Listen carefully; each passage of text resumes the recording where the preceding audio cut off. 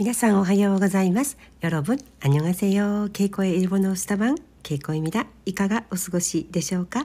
11月13日木曜日、今朝は肌寒かったです。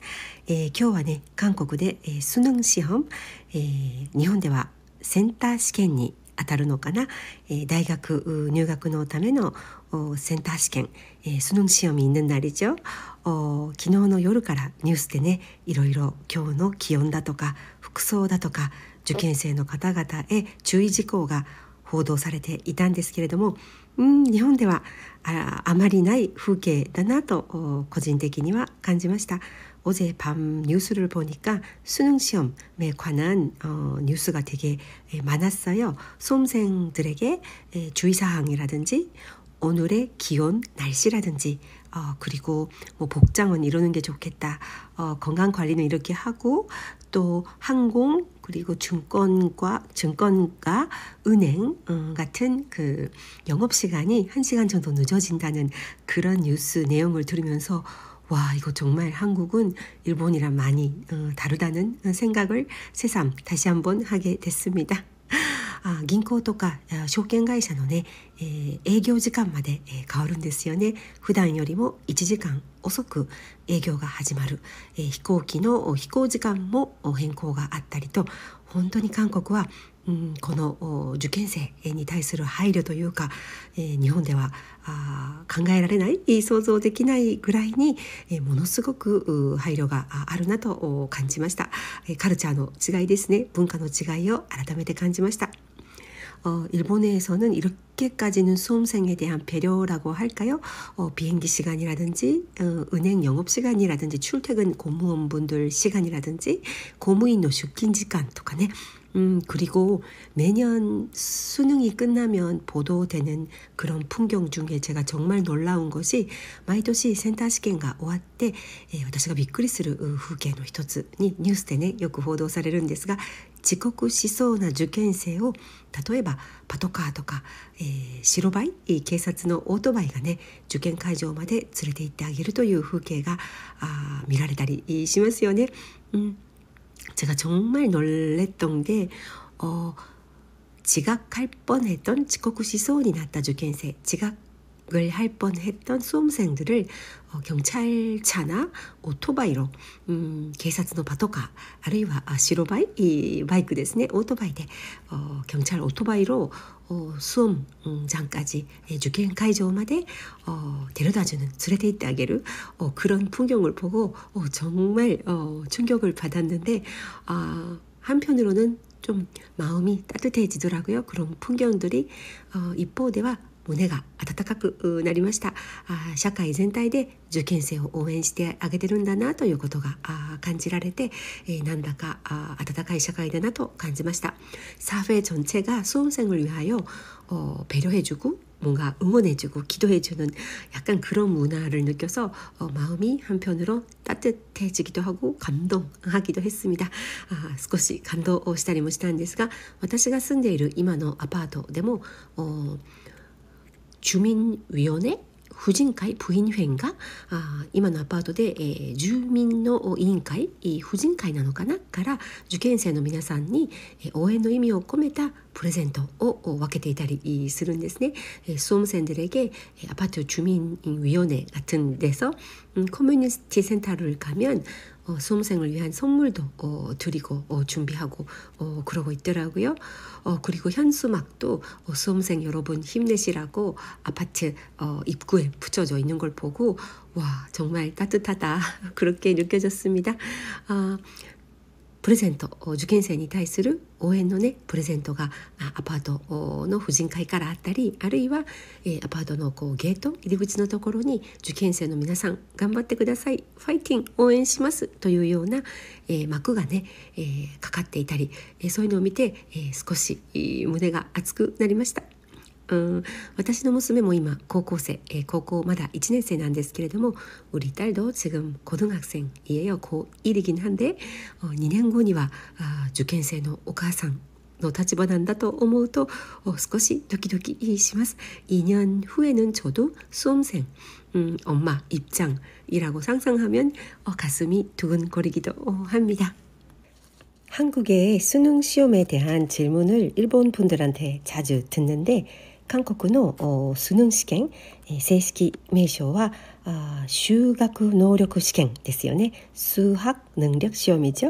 수능의 정식 명칭은 수학 능력 시험, 修学能力試験ですよね。日本で言うと以前のセンター試験、あるいは2021年からは日本では大学入学共通テスト、略して共通テストと呼ばれることが多いんですけれども、日本では韓国のスヌンがこの共通テスト以前のセンター試験ですね、共通テストに該当すると思います。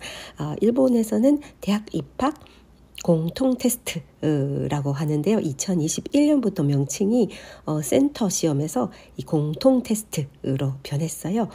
이것에 해당된다고 생각합니다. 간단히共通テストとか大学入試のためのセンター試験のようなものといつも説明しています。今日は朝から珍しく5時前に起きてですね、夫と教会の새벽 예배? 소초의礼拝ですね. 저희는 새벽 예배 그런 거 잘 못 가는데 오늘은 갔다 왔어요. 정말 몇 달 만에. 本当に久しぶりに朝の教会のお祈りに行ってきたんですけれども、旦那の甥っ子が受験生なんですね。 우리 남편 쪽 조카가 수험생이기도 하고 또 제가 내일부터 일주일 정도 일본에 가게 돼 있는데 그 일정들이 바쁜 일정들이 잘 마무리되도록 이것저것 기도거리가 많아서 조용히 기도하고 왔습니다. 甥っ子が受験生だということと、私明日から1週間ぐらい、いろいろ用事があって仕事もあって、日本に行くんですね。無事に日本での用がスムーズに済んで、戻って来られるようにお祈りしました。その後ね、6時ぐらい終わって、朝の6時ぐらいに近所のマクドナルドでマックモーニングをこれまた久しぶりにいただきました。새벽 예배 끝나고 또 동네 마크도날드,マックとかマクドとか言いますね。地方によって違うんですけれども、マクドナルドに行って、マックモーニングをいただきました。맥 모닝. 이것도 정말 먹는 일이 거의 없는데 오랜만에 팬케이크랑 커피를 저는 먹었습니다. 팬케이크とコーヒーを食べて家に帰ってきました。まだ帰ってきた時間が7時だったので、朝活ですね。집에 와도 아직 시간이 새벽 7시쯤이라 이걸 아사카츠, 아침 활동을 생략해서 일본에서는 아침에 뭔가 의미 있는 활동을 하는 것을 아사카츠っていうんですね。朝活をしてきました。少し眠くなってきたので今日はお昼寝、しちゃいそうなんですけれども, 아마 오늘은 낮잠을 꼭 자야 될 것 같은데 내일부터 일주일 일본 갈 짐도 아직 안 챙겨서 이제 캐리어를 꺼내고 짐을 챙기기 시작했습니다. 眠いんですけれども明日の朝一番の便で日本に行くので、さっきね、キャリアスーツケースを出してきて荷物を詰め始めています。今回の日本はですね、日本に留学中の長女が、お引越しをすることになりまして、일본에서 유학 생활을 하는 큰딸이 이사를 가게 됐어요. 引っ越しをすることになって、そのお手伝いですね。手続きも日本は複雑なので、手伝いに行ってきます。이사 수속이나 과정, 서류 준비해야 될 것 같은 게 일본은 훨씬 더 복잡하더라고요. 그거 도움 주러 가는 거고요. 또 그 외에도 제가 일거리가 하나 있어가지고 하루는 일 때문에 돌아다녀야 할 것 같습니다. 오사카를 1日はね、丸々1日仕事がありますので、引っ越しの翌日は大阪で仕事を丸1日する予定です。体調を崩さないように일단 몸 컨디션을 잘 관리하고 할 일이 너무나도 많아가지고やることがたくさんあるので今リストを作っているんですけれども, 지금 제가 해야 될 일 리스트를 만들고 있는데 딸한테 영양 보충도 해야 되고 큰딸한테長女にね栄養補給もしてあげたいですし、いろいろ持って行ってあげたいものもあるので、一生懸命今から荷造り頑張りたいと思います。큰딸한테 가져다 주고 싶은 물건들 또 음식들도 있기 때문에 지금 졸리지만眠いですけれども頑張って荷造り、짐 꾸리기 힘내서 지금부터 하려고 합니다. それから日本にもね受験生の姪っ子がいるんですね。今高校3年生の姪っ子がいるんですけれども彼女に応援の何かプレゼントも持っていきたいと思っています。일본에도 수험생 조카가 있어요. 언니 딸인데私の姉の娘なんですけれども今高校3年生でただ日本の共通テスト大学入学共通テストは1月なんですね。多分2025年度は1月の中旬16日ぐらいだったかな、半ばだったと思います。일본에도 이제 수험생 조카가 있고요. 일본의 수능 시험 대학 입학 공통 테스트는 2025년도에는 1월 중순이더라고요. 1월 한 16일쯤인가 그 정도라서 아직까지 시간이 많이 남아 있네요. 일본의 수험생들 참 설날에도 신정 때도 참 정신적으로 마음적으로 힘들 것 같습니다. 日本はね年明け1月の中旬に、大学入学の共通テストスヌンにあたるテストがありますので、受験生の皆さんはお正月もね、精神的にも体力的にもきつい年越しになるんだろうなとまだまだ先は長いですね、想像して応援しています。少し話は変わるんですけれども最近新聞でね私新しい韓国語の意味を学びました。조금 다른 이야기인데 제가 최근에 신문을 통해서 새로 한국어 의미를 배운 단어가 있어요. 좀 충격이었는데 제가 잘못 알고 있었구나 라고 느낀 단어였는데요. 私が誤解していたんだわって感じたんですけれども한국어로 영포티라는 단어 있잖아요.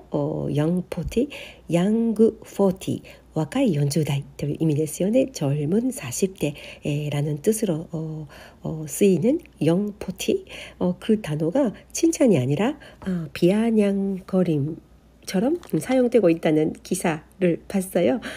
양그 포티 という単語私は褒め言葉칭찬褒めている言葉だと思っていたんですね。若く見える40代젊어 보이는 40대そういう意味だと思っていたんですが그런 의미인 줄 알았는데 그게 아니라 어느새 특히 온라인에서는 비아냥의 기표가 됐다라고 기사에 써 있어요. 칭찬이 아니라고. そうなんですかそうなんですね。特にオンライン上でね、これは皮肉として、使われる言葉なんだそうですね。특히 SNS で、ヤング40というのは特に SNS 上で、ヤング40という言葉は세련된40대 남성을 원래 뜻했지만洗練された40代の男性をもともとは意味していたんですけれども実際には、若作り若いふりをしている若く見せようとして必死になっているそういう、皮肉を込めた言葉になってしまったそうです。젊은 척하거나 젊어 보이려고 노력을 하는 그런 남성분들에 대한 꼬집는 약간 풍자처럼 쓰이는 단어라고 하네요. 전 전혀 몰랐어요. 私は全然知らなかったんですが、そういう若作りする40代の男性に対する、皮肉っぽいそういう風刺的な言葉ということなんですね。いや知りませんでした。難しいですね。정말 어렵네요. 예를 들면例えば 겉으로 개방적이라면서 얘기하다 보면 속은 전형적인 기성세대 그 자체 이렇게 써 있더라고요. 表向きには 겉으론 表向きには表面的には開放的なふりをしているけれども話をしてみると中身は典型的な 전형적인典型的な 기세의 세대 そのものだ 기성세대 그 자체 기세 세대 そのものだ 保守的という意味なんでしょうか 보수적이란 뜻일까요? 결혼, 육아 등에 대해서도 공감하는 척만 할 뿐 이런 또 비판도 있고結婚や 育児 などに対してもただ共感しているふりだけ 공감하는 척만 할 뿐共感するふりだけしているみたいなそういう指摘もあるそうです。若く見えたい、若く見られたい40代の気持ち、すごく私はポジティブに肯定的に見ていたんですけれども、若い人から見るとそうではないのかしら。難しいですよね。젊어 보이려는 노력을 하는 40대 분들을 저는 되게 긍정적으로 바라보는데, 지금도 그렇고요. 또 젊은 분들의 입장으로는 아닌가 봅니다. 참 어렵네요. 最近の40代って本当に男性も女性も若々しいですよね。요즘40대는 정말 뭐 청년이라고 할 수 있을 정도로 정말 젊은 분들이, 젊게 사시는 분들이 많잖아요. 자기 관리도 다들 열심히 하시고自己管理もしっかりなさって若々しく生きている方本当に多いですよね。패션도 그렇고요. ファッションもそうですよね。全然昔の40代とはファッション感覚も違うと思うんですけれども, 예전의 40대와는 패션 감각도 너무 다른 것 같고 활기차시고 그러는데, 20대 사이에서는 젊은 척하는 아재라고 그런 시선으로 바라보는 그런 문화도 일부 있다고 하네요.若作り젊은 척하다, 若作りしているおじさん、若作りをしているおじさんという、そんな視線も若い人の間では一部あるようですね。文化、社会の文化って本当に面白いというか複雑ですよね。정말 사회적인 문화라고 할까요? 참 복잡하고 미묘하네요. この新聞の中ではね、多分今の若い人たち20代はすでに既得権層である既得権を持っている40代が若い世代の固有の文化まで、犯そうとしているみたいなそういう反発の気持ちがあるそうです。이 신문에 의하면 지금 20대 젊은 세대는 이미 기득권층인 기득권층인 40대가 젊은 층 고유의 문화까지 침범하고 있다라는 반발이 있을 수 있다 라고 분석을 하고 있네요. 若い世代の固有の文化まで、犯しているというそういう反発があるかもしれないと、分析していましたが、こういう韓国ならではの世代間葛藤っていうんでしょうかね。한국의 그 세대 간 갈등이라고 할까요? 갈등,葛藤、世代間葛藤っていうのは他のどの国よりも結構きついかな、強いかなというふうに感じます。세대 간 갈등이 이런 미디어의 역할도 있겠지만,こういう報道とかメディアの影響もあるんでしょうね、きっと。世代間の葛藤、세대 간 갈등이 좀 많이 강조되는,強調されるそういう風潮があると感じます。그런 풍조가 있는 것 같습니다。はい、ということで、今日はね、今から荷造りを頑張って明日の朝一番の飛行機で、久しぶりに日本に長女にね会いに行ってきたいと思います。지금부터 그럼 저는 짐을 꾸려서 내일 아침 새벽 비행기로 큰딸 보러 일본으로 날아가려고 합니다. 일본에서 다시 예쁜 풍경이나 맛있는 것 찍어서 유튜브 쇼츠나 인스타그램에 공유할게요. 日本でねまた美味しいものや素敵な風景に出会ったら YouTube のショーツあるいはインスタグラムで共有したいと思います。皆様いつも温かいコメントやメッセージありがとうございます。늘 따뜻한 댓글 그리고 메시지 감사합니다. 다음에 또 뵙겠습니다. では今日はここで失礼いたします。けいこでした。감사합니다。ありがとうございます。